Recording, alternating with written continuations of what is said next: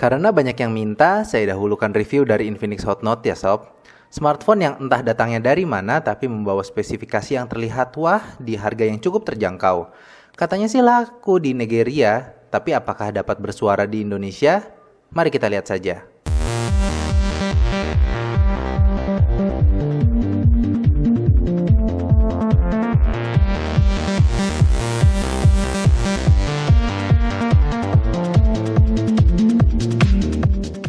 Pertama kali melihat smartphone ini yang terbayang langsung Xiaomi Redmi Note karena memiliki dimensi, bobot, dan nama yang hampir mirip.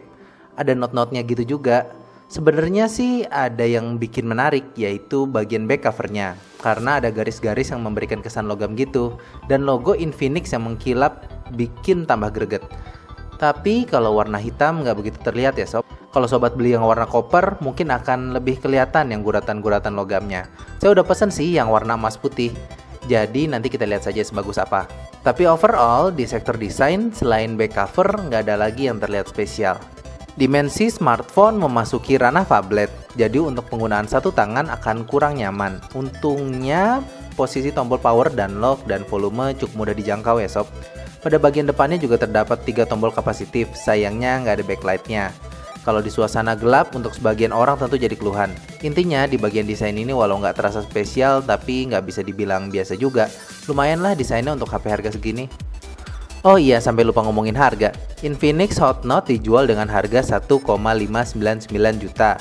Tapi sobat bisa dapat potongan kalau beli via aplikasi Lazada. Mayan sob, 100 ribu. Jangan kayak saya karena takut kehabisan jadi buru-buru beli deh. Lupa masukin voucher. Sial. Untuk link pembelian ada di deskripsi di bawah ya sob, jadi bisa dicek. Untuk spesifikasi di atas kertas, akan sulit dipercaya kalau smartphone ini berada di kelasnya Lenovo A6000 dan Xiaomi Redmi 2 karena memiliki kapasitas RAM dan core prosesor yang 2 kali lebih banyak dari Xiaomi Redmi 2 ataupun Lenovo A6000. Baterainya juga nyaris 2 kali lipatnya dari kedua smartphone tersebut. Lumayan banget kan kelihatannya kalau buat para penyembah spesifikasi. Tapi benchmarknya nggak sampai 2 kali lipatnya ya sob, 28 ribuan aja. Dimana lebih baik sih dari kedua smartphone tersebut. Tapi kok octa-core benchmarknya segini ya? Jadi sob, octa-core dari Infinix Hot Note bukanlah octa-core yang seangkatan sama Lenovo A7000 atau Alcatel One Touch Plus Plus ya. Dan untuk harga segini mah malah ini bisa dibilang hasil benchmark yang terbilang baik. Dan hal tersebut juga ditranslate dengan baik di sektor performa gaming. Mortal Kombat X no problem sob. Batman asik. Kadang ada frame skip sih, tapi kalau ada notifikasi WhatsApp datang doang. Tapi bisa dibilang main game berat di Infinix Hot Note bukanlah masalah. RAM yang 2GB juga semakin memudahkan sobat untuk mendapatkan pengalaman bermultitasking yang asik. Overall, di sektor performa saya tidak menemukan adanya kekurangan. Pada bagian software mungkin ini yang menurut saya cukup disayangkan. Infinix Hot Note masih berjalan pada Android KitKat 4.4. Sebenarnya sih masih enak ya sob untuk digunakan, cuman kurang kekinian aja menurut saya. User interface-nya ada polesan sedikit, tapi masih membawa app drawer sob. Untuk tray notifikasi dan setting suasana itu putih. Tapi overall tidak ada perubahan konsep ataupun fitur tambahan dari user interface dari Infinix Hot Note ini. Hasilnya respon terasa sangat cepat dan cukup nyaman untuk digunakan. Menggunakan layar 5,5 inch dengan resolusi HD memang bukan layar terbaik yang ada di pasaran ya. Hanya terasa cukup saja, nggak gimana-gimana.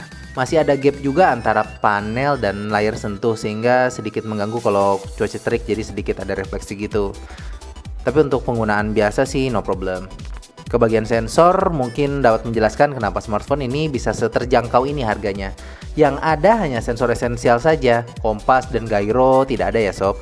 Memori internalnya 16GB dan dibekali juga memori eksternal. Bagian yang paling menyenangkan adalah default penyimpanan bisa dipindah ke memori eksternal. Mari bersorak hore sob, yeay hidup para gamers. Tidak sampai di situ, USB on the go juga support ya. Infinix Hot Note juga mengusung dual SIM ya sob. Dua-duanya bisa 3G, tinggal switch doang kalau mau ubah operator paket datanya. Jadi nggak usah buka-buka back cover. Nice. Untuk baterai sebenarnya ini adalah nilai jual utama dari smartphone ini.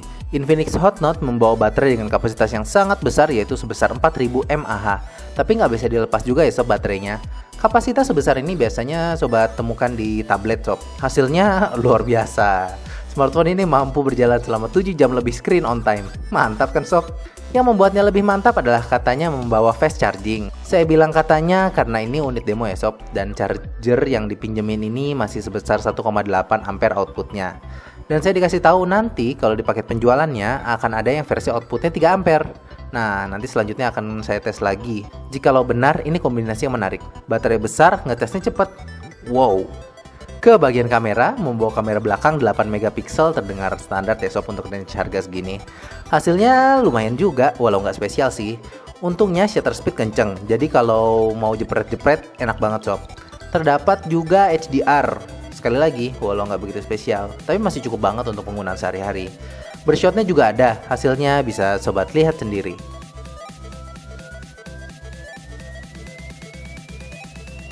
Untuk kamera depannya yang 2 megapiksel menghasilkan gambar yang biasa aja. Walau reproduksi warna tergolong lumayan, tapi hasilnya nggak tajam sob kalau di zoom. Uniknya, hasil gambar dari viewfinder terlihat lebih tajam ketimbang hasil penangkapan foto. Kayaknya si software ini bekerja terlalu keras ya sob. Jadi kalau habis selfie, udah nggak usah zoom-zoom aja. Udah. Untuk bagian perekaman video, bisa merekam hingga resolusi Full HD. Hasilnya lumayan loh sob. Frame per second cukup enak dilihat dan detail ketika cukup cahaya ya terbilang bagus. Kalau kurang cahaya, hasilnya kurang juga. Di sini sih ada menu slow motion kameranya, tapi ternyata cuman playback aja ya sob yang pelan, bukan slow motion beneran. Kalau beneran mah, wah keren nemen sob. Overall untuk segi kamera lumayan banget.